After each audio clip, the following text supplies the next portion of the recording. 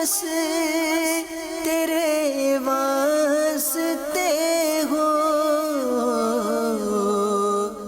کر اخلاص ایسا عطا یا الہی، کر اخلاص ایسا عطا یا الہی۔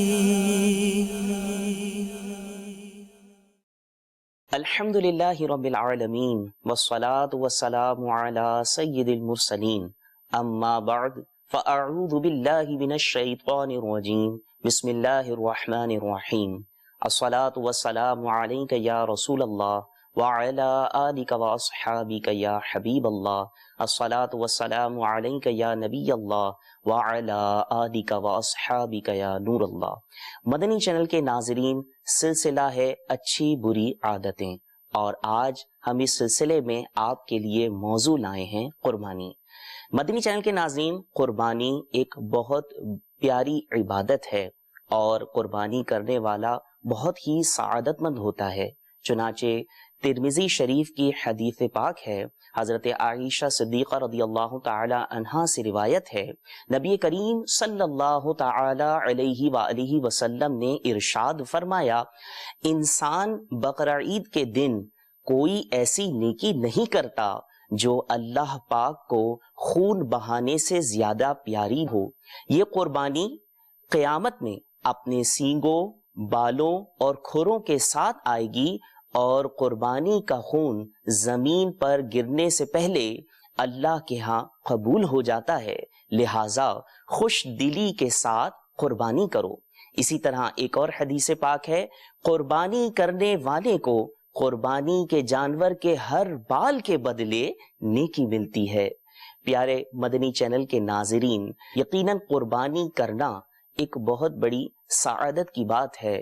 لیکن قربانی سے بہت ساری عادتیں بھی جڑی ہوئی ہیں، اور وہ عادتیں اچھی بھی ہیں اور بری بھی۔ آئیے ہم اس کے بارے میں اچھی اور بری عادتوں کو جانتے ہیں، تاکہ اچھی عادتوں کو اپنانے کی کوشش کریں اور بری عادتوں سے نہ صرف خود بچیں بلکہ دوسروں کو بھی بچائیں۔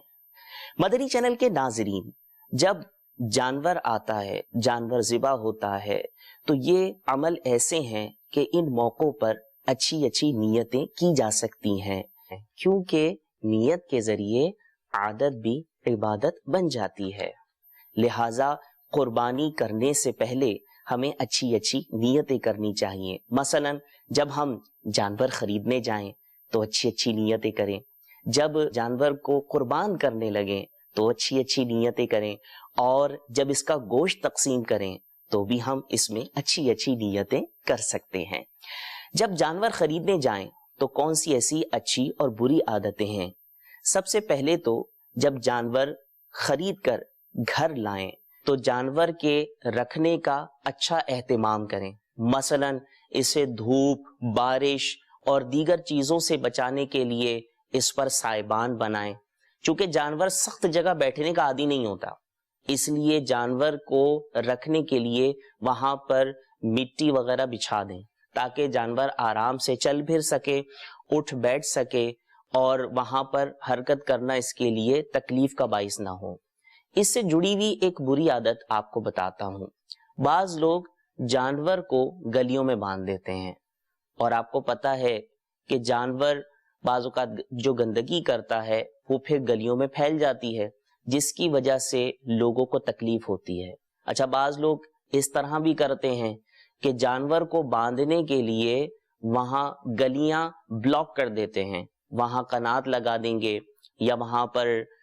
گاڑیاں کھڑی کر دیں گے۔ تو گاڑیاں کھڑی کرنا یا قنات اس طرح لگانا کہ گزرنے والوں کے لیے تکلیف ہو، اس سے لوگوں کے حقوق تلف ہوتے ہیں۔ لہٰذا جب جانور باندھنا ہو تو ایسی جگہ باندھیے جہاں پر لوگوں کے لیے پریشانی کا باعث نہ ہو، اور اس کی گندگی سے بھی لوگوں کو اور خود کو بچایا جا سکے۔ اسی طرح مدنی چینل کے ناظرین، بعض اوقات ہم اس کے چارہ پانی کا خیال نہیں رکھتے، بہت تھوڑا چارہ کھا پاتا ہے یا چارہ کھا نہیں پاتا، تو اس کو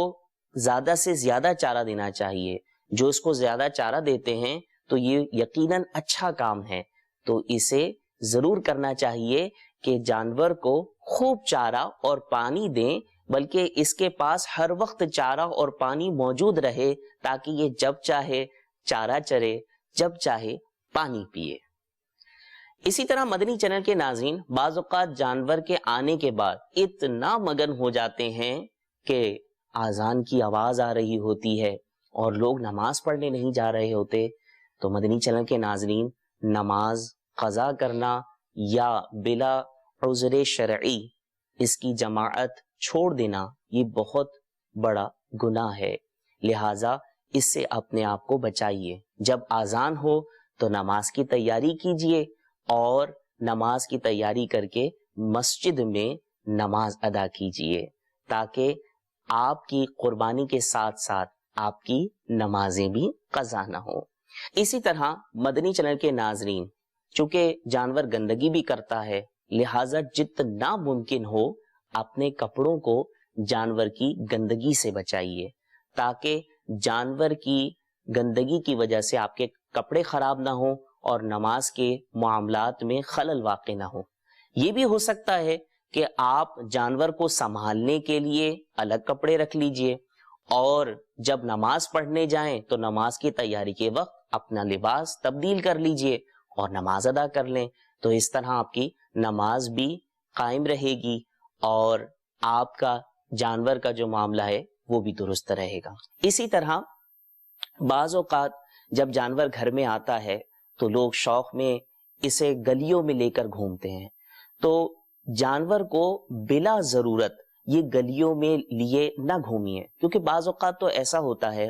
کہ جانور چلنا نہیں چاہ رہا ہوتا، اٹھنا نہیں چاہ رہا ہوتا اور اسے زبردستی اٹھا کر اسے گھسیٹا جاتا ہے، اس کی رسی کھینچی جاتی ہے، اس کے کان کھینچے جاتے ہیں جس سے جانور کو تکلیف ہوتی ہے۔ اور بعض اوقات یہ بھی دیکھا گیا ہے کہ گلے میں جو رسی پڑی ہوتی ہے اس گلے میں پڑی رسی کے کھینچنے کی وجہ سے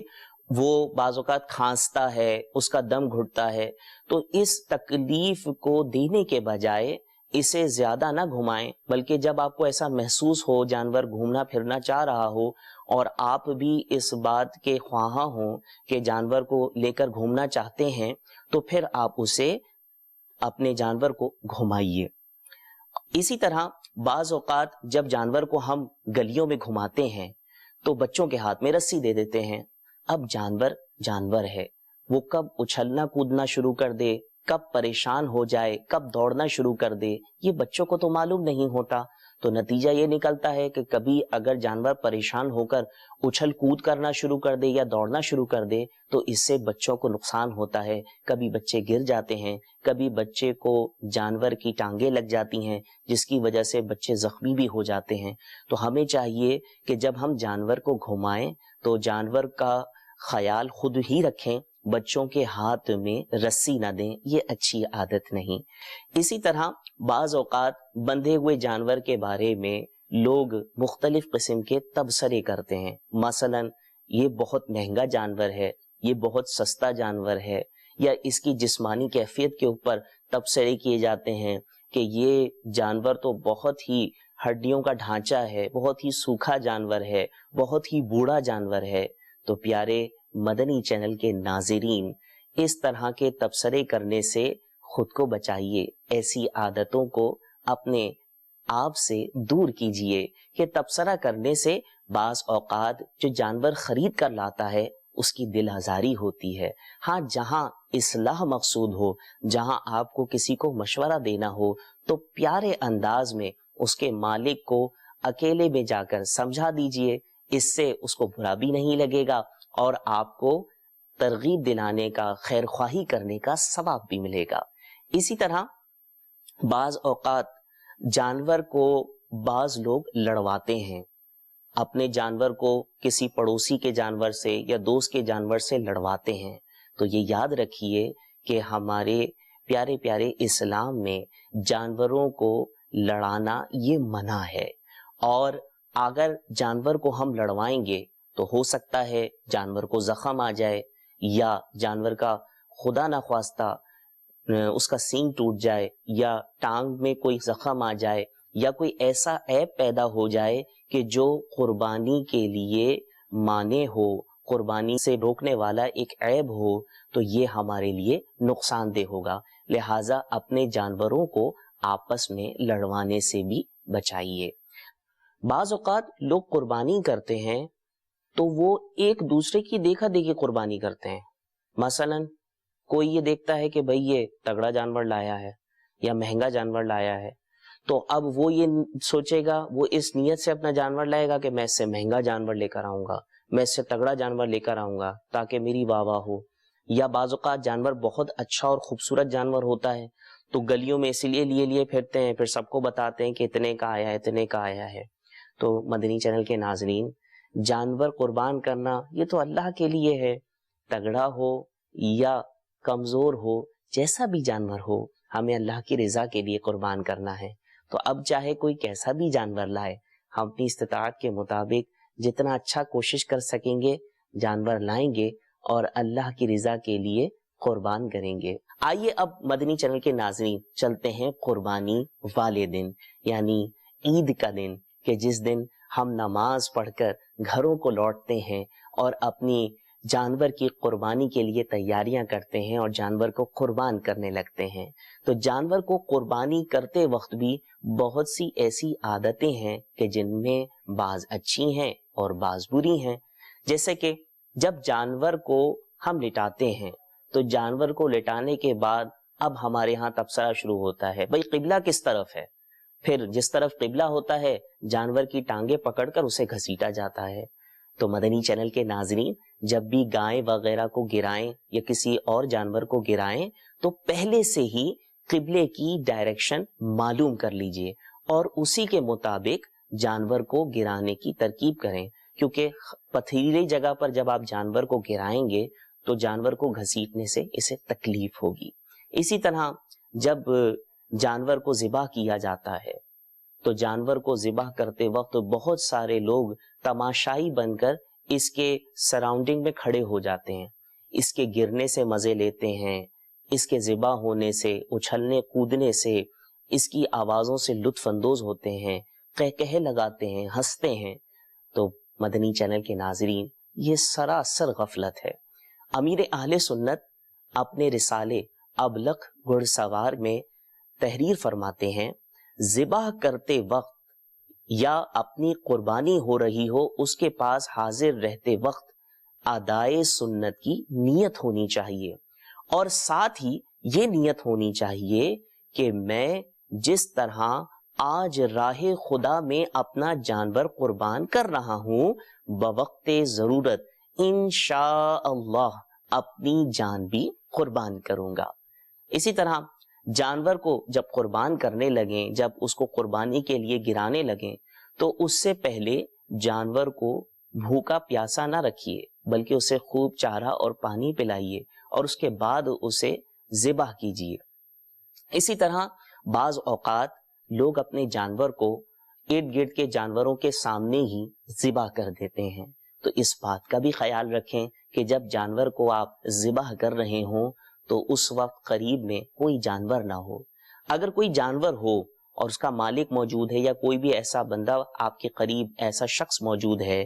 کہ جو اس جانور کو دور کر سکتا ہے تو اس کو کہیے کہ اس جانور کو دور لے جائے. بعض لوگوں کے گھروں میں ایک سے زائد جانور قربان ہوتے ہیں تو وہ ایک جانور کو ذبح کر رہے ہوتے ہیں اور دوسرا جانور قریب میں کھڑا ہوتا ہے. تو یہ نہ کیجیے، بلکہ اسے دور لے جائیے اور پہلے ایک جانور کو ذبح کیجیے، پھر دوسرے جانور کو ذبح کر دیجیے. یا اگر آپ کا ایک ہی جانور ہے تو پھر ایسی جگہ ذبح کیجیے جہاں دوسرے جانور موجود نہ ہوں. اسی طرح جانور گرانے کے بعد چھری تیز نہ کیجیے، بلکہ جانور کو گرانے سے پہلے ہی چھری تیز کر لیجیے. نبی کریم رؤوف الرحیم صلی اللہ تعالی علیہ وآلہ وسلم ایک مرتبہ کہیں سے گزر رہے تھے تو دیکھا ایک شخص بکری کو گرا کر اور چھری تیز کر رہا تھا اور بکری چھری کی طرف دیکھ رہی تھی. نبی کریم صلی اللہ تعالی علیہ وآلہ وسلم نے اس سے ارشاد فرمایا، کیا تم اس کو گرانے سے پہلے چھری تیز نہیں کر سکتے تھے؟ کیا تم اسے بار بار موت دینا چاہتے ہو؟ تم نے اس کو گرانے سے پہلے چھری کیوں تیز نہ کر لی؟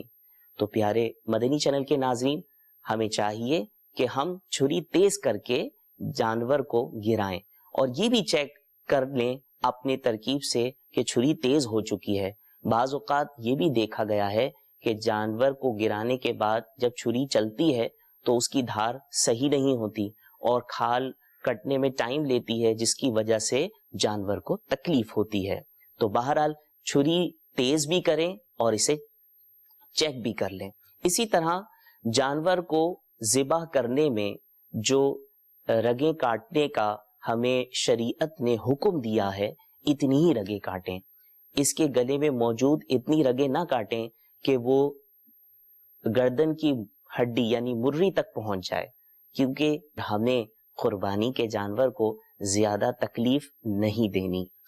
جب تک جانور مکمل طور پر ٹھنڈا نہ ہو جائے، نہ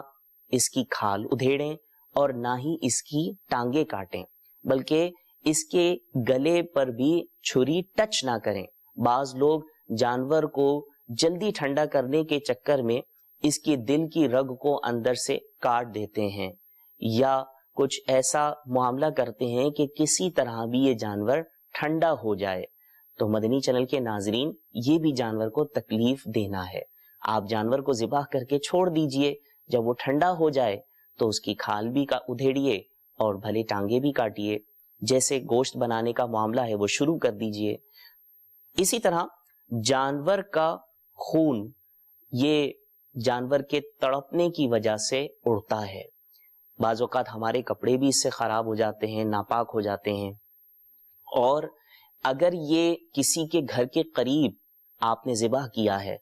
تو پھر پڑوسیوں کی دیوار بھی گندی ہو جاتی ہے۔ تو جب جانور کو ذبح کریں تو اس بات کا خیال رکھیں کہ آپ کی وجہ سے کسی کی بھی دیوار یہ ناپاک نہ ہو، اس پر خون کی چھینٹیں نہ آئیں۔ بلکہ اگر آپ کسی ایسے گھر میں رہتے ہیں کہ جو کسی اور کا گھر ہے، آپ کرائے کے مکان میں رہتے ہیں، تو اس میں بھی خاص خیال رکھیں کہ اس کی دیوار وہ جانور کے خون سے آلودہ نہ ہو، اور اگر بالفرض خیال رکھنے کے باوجود بھی اس طرح کا کوئی سلسلہ ہو جائے تو پھر اسے دور کرنے کی بھی کوشش فرمائیے۔ ہمارے بزرگان دین یہ ان معاملات میں اپنے پڑوسیوں کے اور دیگر کے حقوق میں بہت زیادہ احتیاط کیا کرتے تھے۔ بہرحال قربانی کے جانور کے معاملے میں بھی ہمیں یہ احتیاط کرنی چاہیے۔ اسی طرح جانور کے جسم سے آلائشیں نکلتی ہیں، یہ خون نکلتا ہے، تو یہ تمام جو چیزیں ہیں یہ بدبو پیدا کرتی ہیں، جراثیم پیدا کرتی ہیں۔ تو ان آلائشوں کو، اس خون کو یہ آپ ایسے ہی نہ چھوڑ دیں کہ اس کی وجہ سے گلی میں یا جہاں پر آپ نے قربان کیا ہے وہاں پر بلا وجہ بدبو پھیلے گی، جراثیم پھیلیں گے۔ جب قربانی کر لیں، آلائش نکلے، تو اس کے لیے باقاعدہ سہولت موجود ہوتی ہے، گاڑی سروسز کے لیے گھوم رہی ہوتی ہیں، تو ان گاڑیوں کو بلوا کر یہ آلائشیں اٹھوا دیجیے۔ اور جہاں پر خون ہو، اگر وہ سخت جگہ ہے، کوئی ایسی جگہ ہے جو گزرگاہ ہے، تو زہ نصیب کے وہاں پانی ڈالیے اور پانی ڈال کر اس جگہ کو صاف ستھرا کر دیجیے، اس کا خون وغیرہ وہ نالی میں بہا دیجیے، تاکہ وہاں سے گزرنے والوں کے لیے تکلیف نہ ہو اور خون کے وہاں رہنے کی وجہ سے بدبو بھی پیدا نہ ہو۔ تو مدنی چینل کے ناظرین، یہ تھیں قربانی کے دن کی وہ عادتیں کہ جن میں بعض اچھی بھی تھیں اور بری بھی تھیں۔ اب قربانی کے دن جب ہم نے قربانی کر لی تو اب گوشت کا معاملہ آتا ہے۔ جب آپ نے جانور کا گوشت بنایا تو ہمارے ہاں ایک بہت اچھی عادت پائی جاتی ہے کہ اپنے جاننے والوں میں اسے تقسیم کیا جاتا ہے۔ تو بہتر یہ ہے کہ گوشت کے 3 حصے کریں، ایک حصہ فقراء کے لیے ہو، ایک حصہ دوستوں اور رشتہ داروں کے لیے ہو، اور ایک حصہ گھر والوں کے لیے ہو۔ تو گوشت کی تقسیم میں اپنے غریب رشتہ داروں کا خاص خیال رکھیں، اور اپنے گوشت میں سے زہ نصیب پہلے سیدوں کو اور علماء کو تحفتاً پیش کریں، اور اس کے بعد دیگر کو گوشت تقسیم کریں۔ تو انشاءاللہ عز و جل اس کی بھی آپ کو برکتیں ملیں گی۔ تو مدنی چینل کے ناظرین، آج ہم نے قربانی سے متعلق اچھی اور بری عادتیں سیکھیں۔ قربانی سے متعلق اگر آپ شرعی معلومات حاصل کرنا چاہتے ہیں تو ہمارے دارالفتہ اہل سنت سے رابطہ کریں تاکہ آپ کو قربانی کے متعلق شرعی رہنمائی مل سکے، یا قربانی کا آن لائن کورس کر لیجئے، یا قربانی کے متعلق امیر اہل سنت کا رسالہ ابلق گھوڑے سوار، اس کا مطالعہ کریں تاکہ قربانی کے بارے میں اہم معلومات حاصل ہو اور آپ کی قربانی یہ ضائع نہ ہو۔ مدنی چینل کے ناظرین، یہ تھیں وہ اچھی بری عادتیں کہ جو ہماری قربانی سے وابستہ ہیں۔ اللہ تبارک و تعالی کی بارگاہ میں دعا ہے کہ اللہ کریم ہمیں اپنی رضا کے لیے اپنی راہ میں بقرعید کے دن جانور قربان کرنے کی سعادت عطا فرمائے، اور جو آج ہم نے اچھی عادتیں سنی ہیں انہیں اپنانے، اور جو بری عادتیں سنی ہیں ان سے خود کو بچانے کی بھی سعادت عطا فرمائے۔ آمین بجاہ النبی الامین صلی اللہ تعالی علیہ وسلم۔ میرا ہر عمل بس تیرے واسطے ہو، کر اخلاص ایسا عطا یا الہی، کر اخلاص ایسا عطا یا